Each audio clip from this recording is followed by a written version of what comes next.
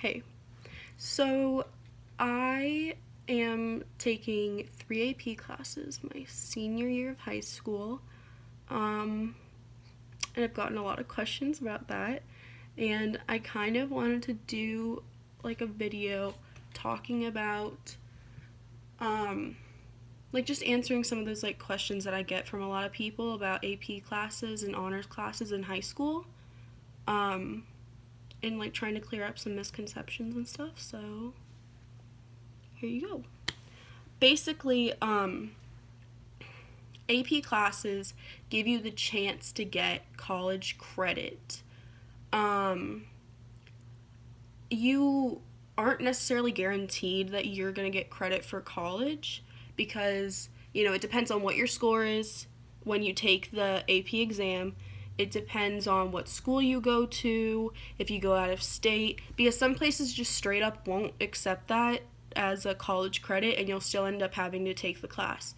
Um, and that's kind of one of the issues that a lot of people have with AP classes. When I started taking AP classes, I really didn't know that. And I didn't know that there were other options for me. And I really wish that I had known about those other options because it would have saved me a lot of energy and a lot of time. Um, Basically, if your school offers dual enrollment, which basically you'll be enrolled at that high school, usually you have to take like 3 classes at that school, like at your high school, to be enrolled there. And then you can take other classes at like a nearby college or sometimes even online. Um, and then you'll gain credit for that class as long as you pass, obviously. But the issue with that is that if you fail that class, you don't get the credit, and then sometimes you can't graduate depending on what your grade is. It's a whole thing. But I'm like the firstborn in my family, so my parents didn't really have any experience with, having children in high school. So they didn't have, they just were like, okay, just take AP classes, which I've done and I continue to do. And not necessarily because I think it's the best option for me, but because of situations that I'm in.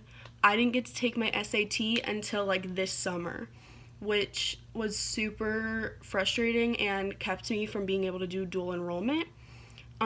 Because a lot of colleges, you still have to apply for that school when you do dual enrollment, whatever college you end up going to or that you're doing the program through, you still have to do, sometimes they make you take a test, sometimes they require your SAT scores. And for the school I wanted to go to, they needed my SAT scores, and I didn't have them because I hadn't taken it yet. So, if you're going to do dual enrollment, you want to plan in advance for that because it does take some effort. And then, you really want to take advantage of as many classes as many dual enrollment classes that you can take because, if you can if you can get those college classes out of the way, you can walk into like your first day of college already, being a sophomore. So it's kind of cool. I personally, obviously, I haven't been able to do dual enrollment, but for a lot of people, it is beneficial, especially if, you're working and doing school. Being able to get out of school early to go to those classes, or if you're taking it online, usually your school will let you leave early if it's towards the end of the day or whatever, and then you can go do your schoolwork and then also work if you have a job, which is kind of what I had wanted to do, but sometimes stuff just doesn't work out, and that's okay. But a lot of my friends, their senior year, really want to take it easy and don't want to take as many classes, which is understandable because a lot of times your senior year you're not going to be at school that much. You're going to be looking at colleges and stuff like that. Their senior skip days. You want to enjoy like the end of your high school career, which is totally fine and totally valid. But for me personally, I put a lot of pressure on myself. My family puts a lot of pressure on me to do well in school, and I feel like, I really want to get into a good college. I really want to, achieve all these things. I've been like this since I was a kid, where I've been like, I can't wait to go to high school and then go to college and stuff. And like, that has its advantages and disadvantages. I've been taking, honors classes, AP classes since sophomore year. Well, I guess freshman year, because I took honors classes freshman year. But it's really, you have to make sure if you're going to be taking AP classes your senior year, or if you're going to be taking them in general, that you really have to make time for yourself, and that you have to make sure not to overload yourself. I did that last year. I was taking 2 AP classes and chemistry, which it's not an AP class, but it's labeled as a rigor course because it is a difficult class, and I think I really overloaded myself because I am not that good at math, which chemistry includes a lot of that. And it was just something where like I had a hard time asking for help from my teachers, and that gave me like a huge disadvantage in doing well in that class and getting the grade that, I wanted. So, you have to make sure that when you're taking AP classes that you take it seriously. My sophomore year, I took AP psychology, and for me, that class was pretty good. It was easy for me, I guess, because I enjoyed psychology. I thought it was interesting, and also I actually did the work. A lot of classes like that involve a lot of vocabulary, a lot of reading, and if you don't do the reading and don't study the vocabulary, obviously you're not going to do well.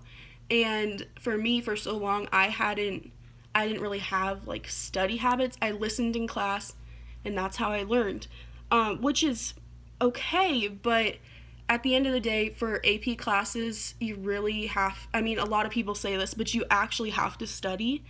Um, and that was like difficult for me because I studied, but I didn't know what studying, like what type of studying worked best for me. And I think if I could go back now, knowing what I know now, I think I would have done better in the class.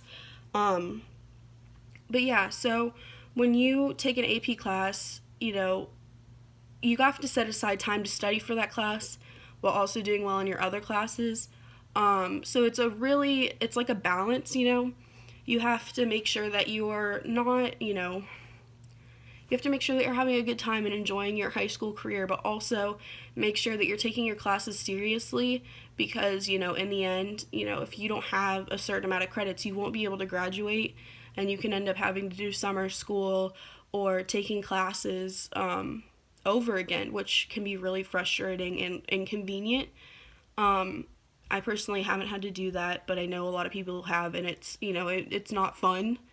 Um, but I would also recommend that if you take an AP class or something like that, that you make sure that like, that you can reach out for help from your teacher or from your peers, or make sure maybe you have a study group or something, or that you're talking to people about it because, if you can't ask for help and you can't, ask questions, in the end, it will only end up hurting you. So